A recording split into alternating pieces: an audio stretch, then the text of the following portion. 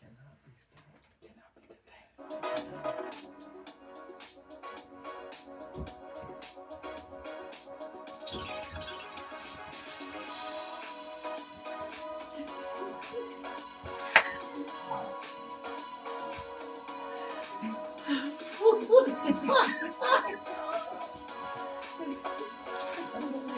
Oh my God.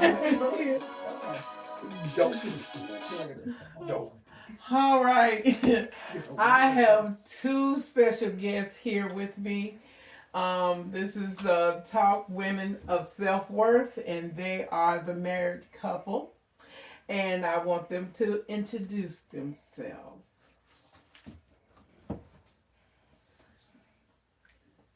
I'm sorry. My name is Katina Montgomery. First name on. You just put it all out there until You did. You really You did. just said name only. So. No, she said first name on. But it's cool. I can't It's listen. cool. We know who you are. And I'm Cedric. Okay, now we're just gonna ask a little questions. As a married couple, y'all always can chime in, which I know y'all are. Is we married? Yes, we. We is married. Okay, the Yeah. first question is, as a married couple, do you think that it's worse cheating emotionally or physically? Neither. I think they're both the same. You think both the same? Exactly. Exactly. Because they go hand in hand. How? They- The physical, before there was a physical connection to whoever you cheated with, there had to be some sort of emotional attachment. Now, that emotional attachment doesn't have to necessarily be love, but there has to be a like. You know, you ain't gonna just sleep with somebody that you have no interest in at all and don't like to look at or whatever the case may be. Okay, Mr. Cedric. Okay. All right. So the Katina? thing is that it's still cheating regardless. Mhm. At the end of the day, it's a violation of trust. It's a violation of vows. It's a violation on so many different levels. So is one worse than the other? No, I think they're equally as bad. One both leave lasting damage. Both affect the other person. They affect the cheating person as well, but the pain is going to be the same for the other person. And people can say, "Oh, well, I'd rather this, I'd rather that." No, you don't. Don't do that. You're only saying that because you don't understand what the other thing is. Mhm. You've only experienced one. Okay. You know. So the truth of the matter is that physical cheating has the same implications as emotional cheating. The only difference is with physical cheating, there runs a risk of physical consequence, harm, and danger. Which, when I say that, I mean you run STDs, things of that Penicillin nature. can't cure. Break babies. Break babies. And then you have the realization of you have to deal with it. And I think that's why a lot of people, I think most people will say, "Oh, I'd rather somebody physically cheat than emotionally cheat," or at least that's what I've been hearing people say. And I'm like, no, you don't, because the physical cheat is still an emotional cheat as well. And emotional cheating is bad as well, because, like I said in the beginning, all of it has ramifications. Everything about it is going to hurt the other person. Yeah. Your physical cheating even brings about an emotional response for Okay. both the cheater and the person that was cheated on. Mm-hmm. So even if you magically did not have this connection, you can't do that and not have something lingering or whatever the case may be. You may move on from it and grow from it, you know, to become a better person.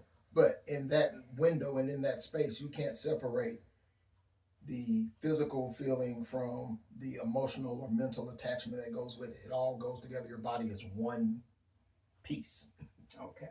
All right. This is from the marriage couple. Okay. The second question is, do you think marriage should be 50-50? No, Why? because that's only half of you. It should be 100-100. Bring all of you. Okay. All right. What do you think, Sage? What you think, boy? I think you need to sit on down. No, I do agree. You got to be all in. If you are 50-50, you're not putting your 100% in. Okay. Now, when both of you are putting that 100% in, and you are working on your relationship and working on whatever your goals are for your relationship and your family, how you then divvy up work does not necessarily have to be 50-50, and it may not always be 50-50. Sometimes I may have to pick up 70% because she got something going on that she's dealing with and she only can do 30. It may then flip, well, I am at a really low point in my life and she got to hold it all down until I can get myself back together to pick it up. So there's always this ebb and flow. You know, people have even asked us. Ebb and flow. I like Ebb and that. flow. Oh, It's pretty good, wasn't it? sticks. Boy, you smart. I got a little You educated. little bit. All right, go ahead. People often ask us, how do we make it work? Who does what? In our relationship, you know, we are both all in for it. But the day-to-day of what happens, it changes. It varies. We don't necessarily subscribe to the traditional, I'm the man of the house, I go work and earn, and you stay at home and you cook and you clean and you take care of the kids and you do this. You know, it may be, hey, I ain't got nothing to do today, so I'm gonna watch the kids. I got the kids. I know you busy, so you do that. I'll take care of the house. And there may be times when Tina goes, well, you just did the dishes and the laundry and all of that. I got whatever else needs to be done. I'll cook, you know. So you have to figure that balance out for you. There's no magical, even if you say, okay, I'm gonna do this, this, and this, well, that may not always work. Okay. And just something that you said that I want to touch on, that 100 in, like when I say you have to be 100%, both people have to bring 100% of themselves to it. That looks different for every couple. That looks different. My 100 with Cedric looks different from our friends 100 with their spouses. Okay.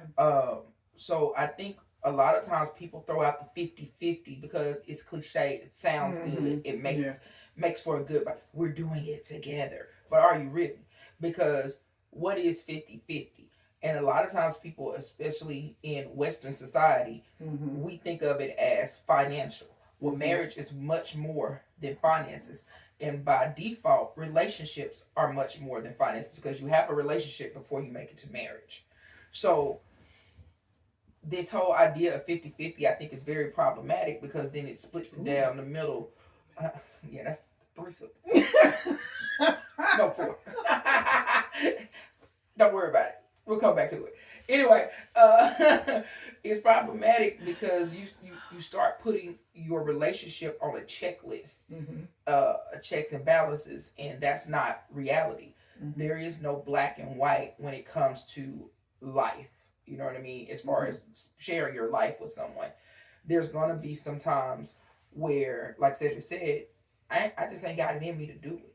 I just ain't got it in me. You know what I mean? Whatever I got going on is what it is. And right now, my 100% is a little lacking because I'm lacking somewhere. You know what I mean? So when it comes down to it, this idea of 50-50 is kind of difficult to do. Because most times, like I said, it based off of finances and this, that, and the other. We bring 50-50, which when you get to marriage, which always trips me up, and I'm sorry I'm deviating a little bit, but hey, let me cook. Go ahead. Let me cook. All right. But it starts thinking about finances, and it puts people into these little squares. You know what I mean? Well, I did this, so you do that. Yeah. And that's not always keeping a list. Start keeping a list, and then there's a divide in the house. You know, well, I did this and you didn't do that. Okay, well, that's what you volunteered to do. So what? I didn't know this was transactional. I didn't know this was if you do this, I do that. The whole thing is that the house has to run. Yeah. And it has to run as a whole. And there are things that I'm just not good at. There are things I'm just not good at that he is, and vice versa. Yeah. And the roles shift. When we first started dating, finances and stuff like that, financial decisions, I had a lot bigger part in. I was like, that ain't gonna work for me. We need to do this. We need to do that. We need to do this. Yeah. And then as we grew and he started seeing things the way I was seeing them, I let go of some of that because then I could trust him in making those decisions. Because and now Hey, look, y'all, we ain't got no money. We I don't broke. touch It it. ain't no pro-black love over here. Pro-black That's all love. we got going on. So don't think we magically hit this money and it worked out. Hey, it is pro-black love, And I want and she trusts me with the little bit of pro-black love Right. we got. bet. I don't look at nothing half the time. I be like, hey, I sent this. I spent this. Hey, but that didn't happen overnight. Mhm. That didn't happen. That had bad decisions made, learning hard lessons, having real hard, troublesome conversations, just having to grow. But that comes back to that. I'm all in. You're all in. Let's figure it out and see what it looks like for us. Sidebar, one thing we didn't say, and I don't know who all listen, looking, whatever. I'm going to suggest that you get some God in your life and put him first, and then the rest will fall in place. That was a good question. But anyway, that is great because a lot of people don't work together as a marriage couple, and that also is a problem in a marriage when you don't work together. When you separate, one pulling one way and one pulling the other, and one wants this and the other wants that, and you have to come together as a couple in order to have the thing and build the things that you have. And I really admire y'all because it works. It works for you too. Yeah, it works for us. We tell people, don't do what we do. Mm-hmm. Because you ain't us. You don't want. We tell people all the time, I want a relationship like you all Oh, yeah. have. Mm-hmm. You don't want our relationship. You want better than what we got. Because y'all see the quasi finished product. Because we're always working on it. We're always growing. But you didn't see you know what? I don't know if we gonna make this. And this is gonna work. More so her saying she don't know if this is gonna work because I was the one that was doing the foolishness. Mm-hmm. And not necessarily her. Okay. So Yeah. Okay. what's next? I love that. I love that answer. So, but this is the part is, do you think sex is important in a marriage? Yes. Yes. How? It builds a connection. And it's fun. Who don't like having sex? I don't know if there's some deeper meaning. It's just a part of the relationship. I'm gonna quote players. I know. I know. Quote She players. would go What you got? Do something to make me feel. No, sex is very important because it's a part of life. I mean, it is like you said, you build connection, you become one, you enjoy each other. It's a part of it's a physical need, that people have, and you shared it with that one person that you love the most. So it is more than just physical, but it does enhance the relationship. And if you don't want to have sex with the person you're with, that's an issue in and of itself. Mm-hmm. It shouldn't be used as a tool or a weapon. It shouldn't be. I will weaponize this punana. Whatever. Give Give it up, man. Everybody in this couple is hilarious. I'm telling you. And if we're not finished, we're not even halfway finished yet. It shouldn't be a weapon. I'm not saying it shouldn't be withheld, because if you don't feel like doing it, that's fine. That's different, and your partner needs to understand that, hey, I love you, and I really want to, but dude, not today. I can't. No, stop it. That is my no square. Like, baby, Hello. hey, Cameron, that was our son saying.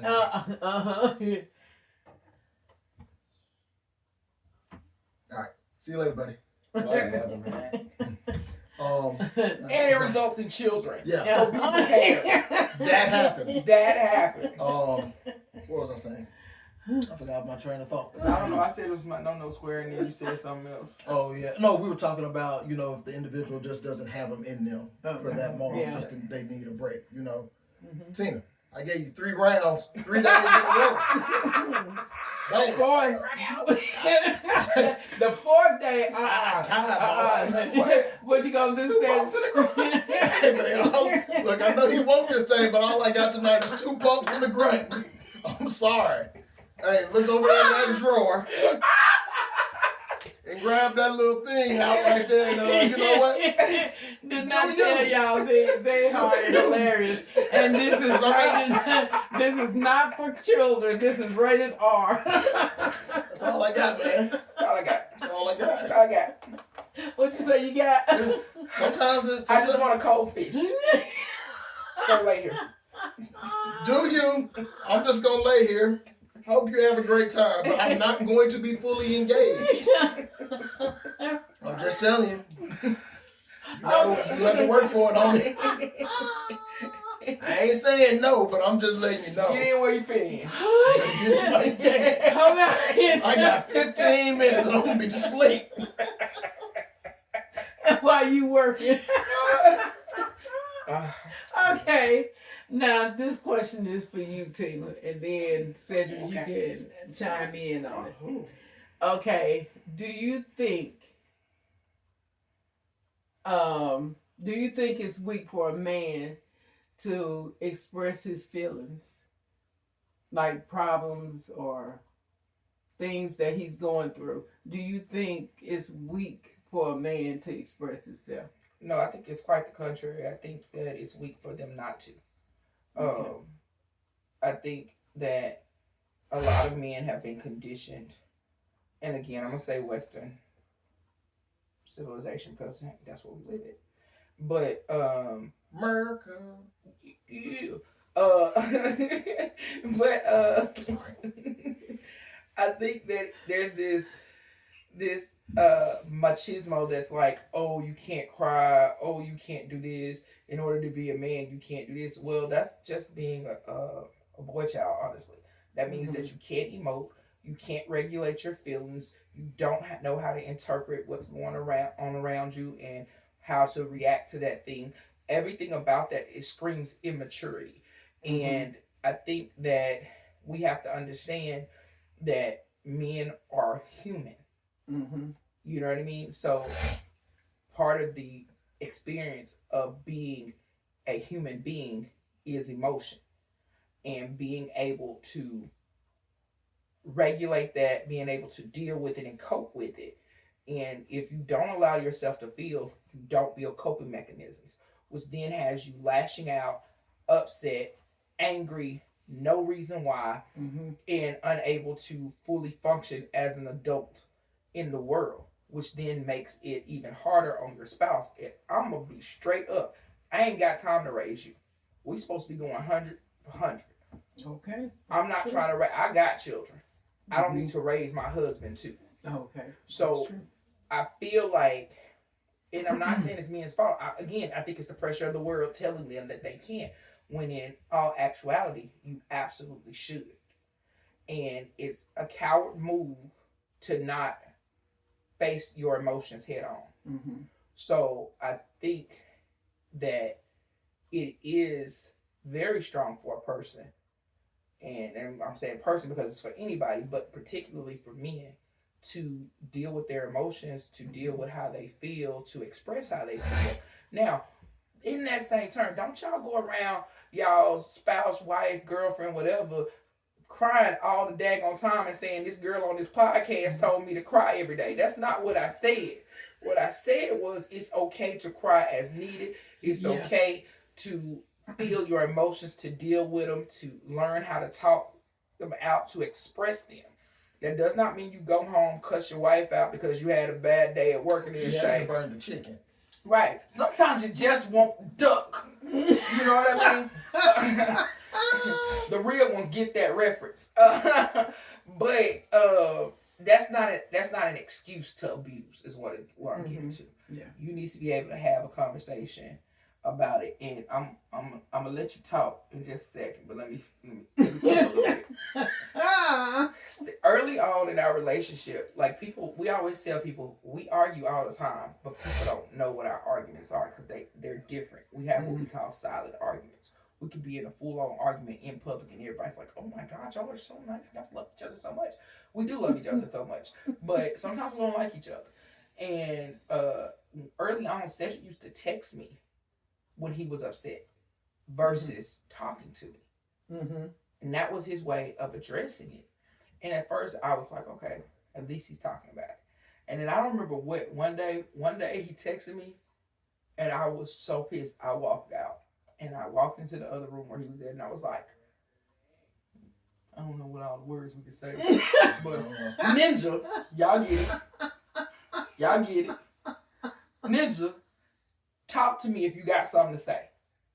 And then I said some other stuff, and I was pissed, and I walked back in the room. About 30 minutes to an hour later, he comes in, and he was like, okay. And he started talking to me. And we hadn't had really those types of issues too much since. You know, so I mean, it's important to be able to express what it is that you're going through. Yeah, sure is. All right, You Sid. forgot the question. She got to repeat. Repeat the question. No, he hadn't. Was it about? Should men express their emotions? Yeah. Was that? Yeah. What was Do it? you Do think you it's think? weak? Do you How think it's do weak? you weak for a man to express their? I don't think it's weak for a man to express his emotions. Also, like what Tina said, is you have to be able to regulate those emotions. If you need to talk to somebody to figure out how to express yourself, or if you need to, in your expressing yourself, if you don't know what you are feeling in that moment, you can share that. And prime example, I just lost a really good friend, and Tina asked me how I was feeling, and I was like, I don't really know what I'm feeling like right now.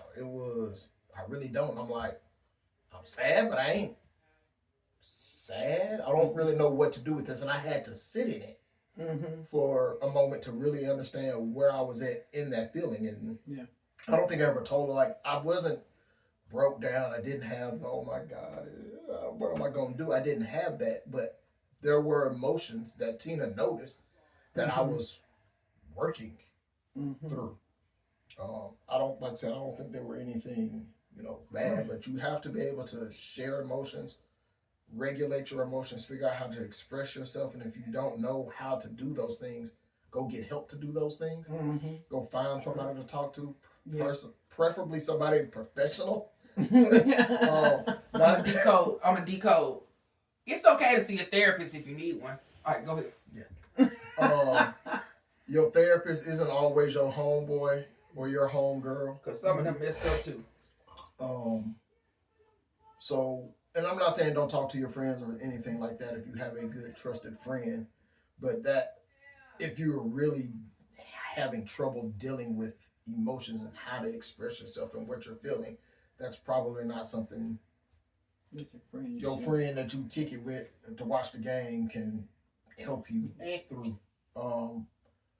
But also, as a man in this world, and Tina, she gets it. She understands that as a man, especially as a black man in this world, there are just certain pressures that are there.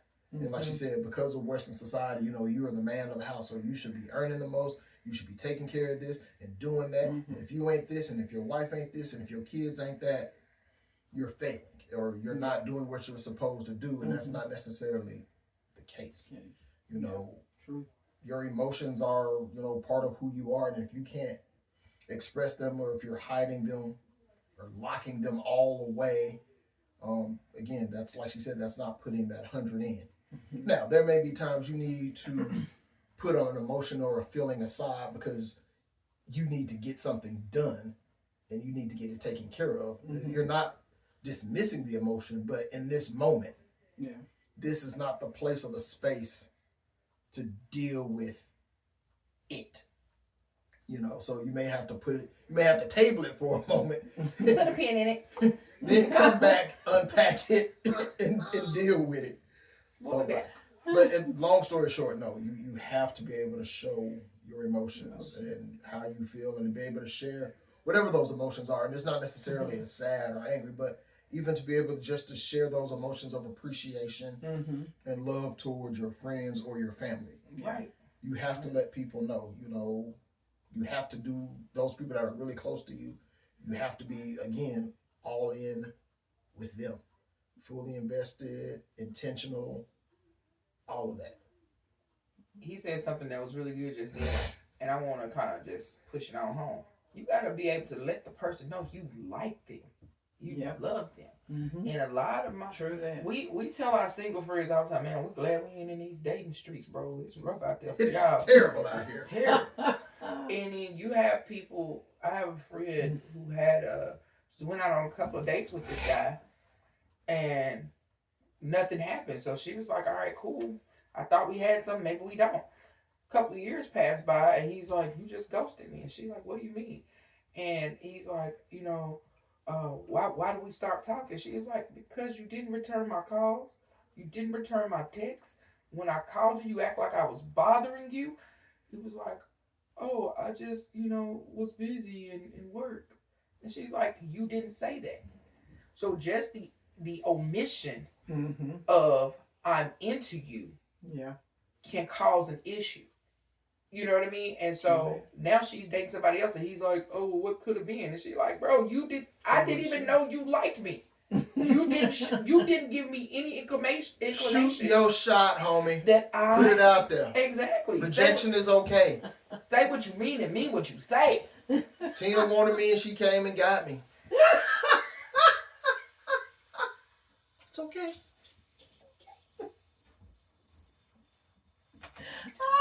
Oh, whatever would I have done without you? You are so right. Good job. Just like we practice. Yep. Just like we practice. Okay, let me ask you this. Do you consider it's cheating when your partner dreams of a sexual dream with someone else? No. Nah. Don't think so. I don't. I mean, because I think the dreams are subconscious. Mhm. So, there are some. I mean, you can have lucid dreams that you can control, whatever. But for the most part, dreams are subconscious thoughts, subconscious expressions, whatever the case may be. Now, if the person is like, having consistent dreams of, then that's different because then it's like, well, why? We need to look at the why. What's going on? Mm-hmm. What does this really mean? But I mean, Cedric, You get. Idris ain't gonna come between us. You just hit that in your dream. Throw it up. No, but in your dreams, a dream, like she said, a dream is a dream. The problem becomes if the individual is a person that you actually know, Yeah, and that's you a are little now acting upon that dream to figure out if I can make this dream That- a reality. That's the problem. But if it's your favorite celebrity, the person that's on you or your spouse's list of, hey, hey, Idris, if you ever bump into my wife and you want to hit a man, look, dude. Bro, Look, homie, ain't gonna really be much I can do, man. Well, look, Jill Scott, the offer ain't on the table. First of all, you will not do Jilly from Philly like that. We gotta get this mortgage paid.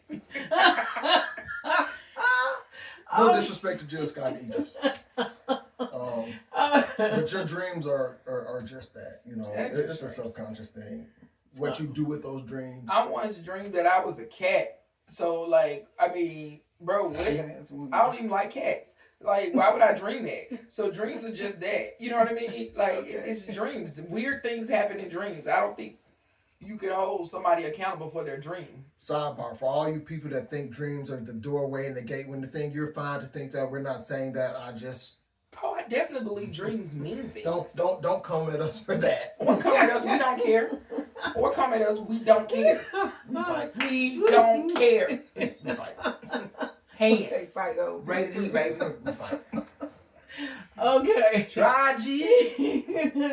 Not Okay. me. Chris trying to ask a See, question. okay, Cause I Ted, throw hands. this is for you. Okay. And then Cedric can chime in.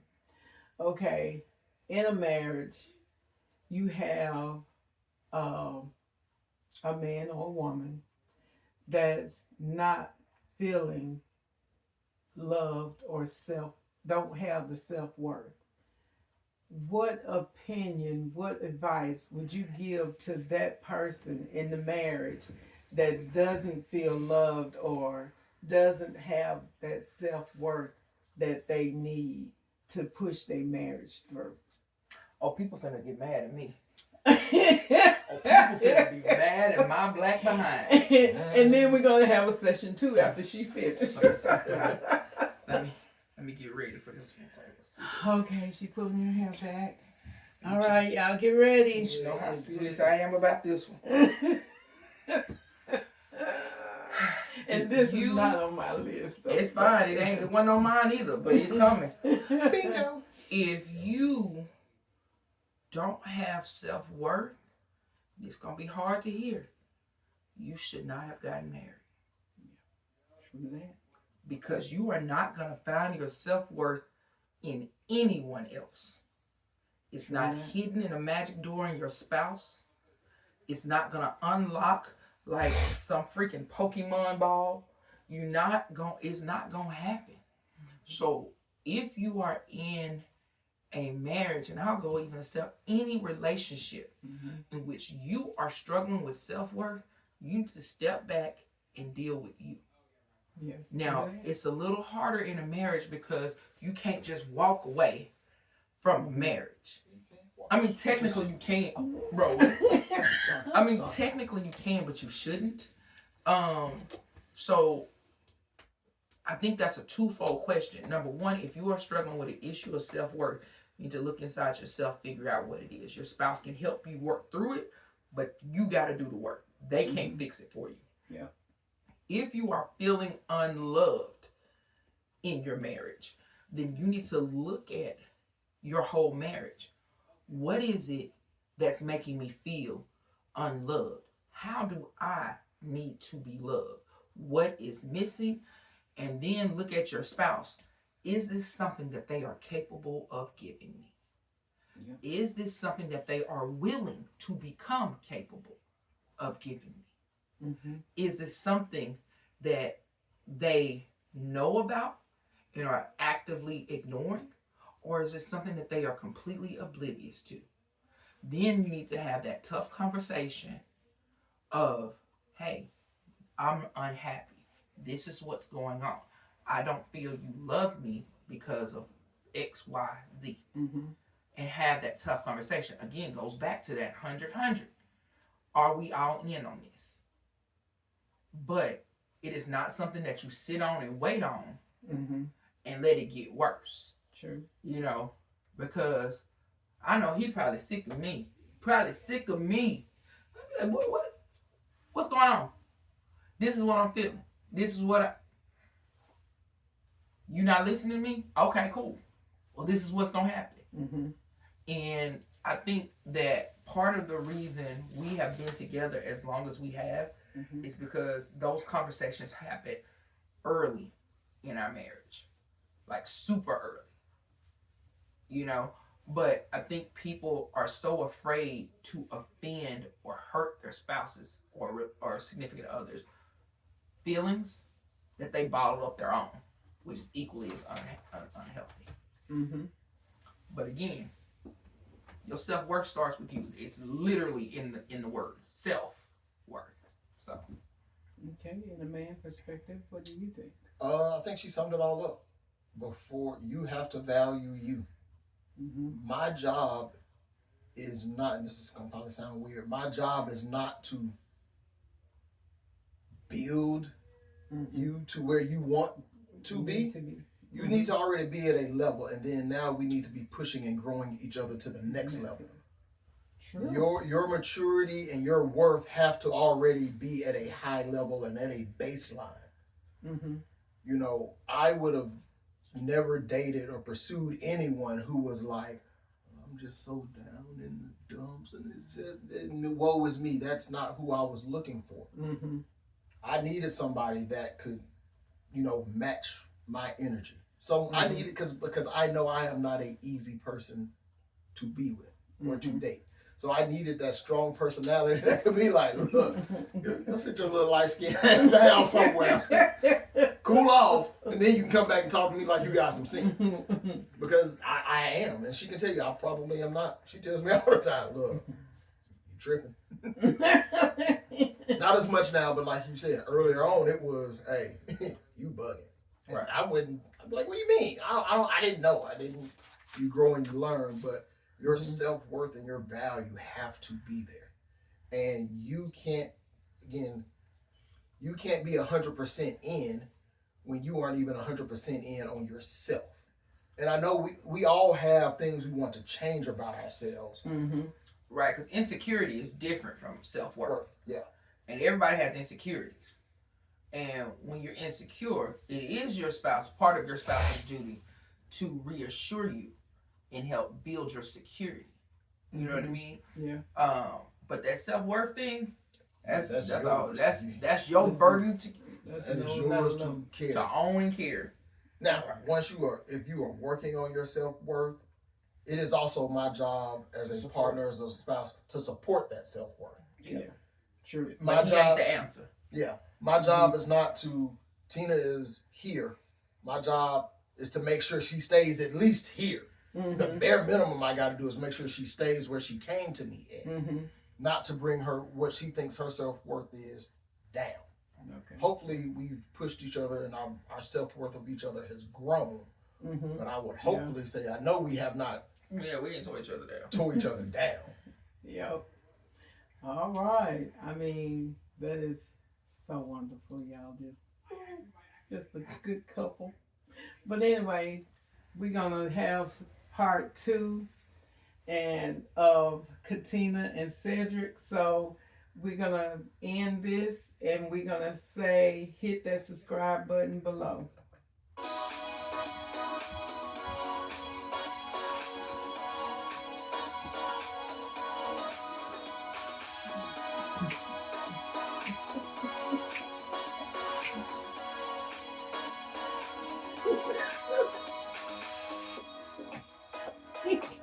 Gotta tell folks we got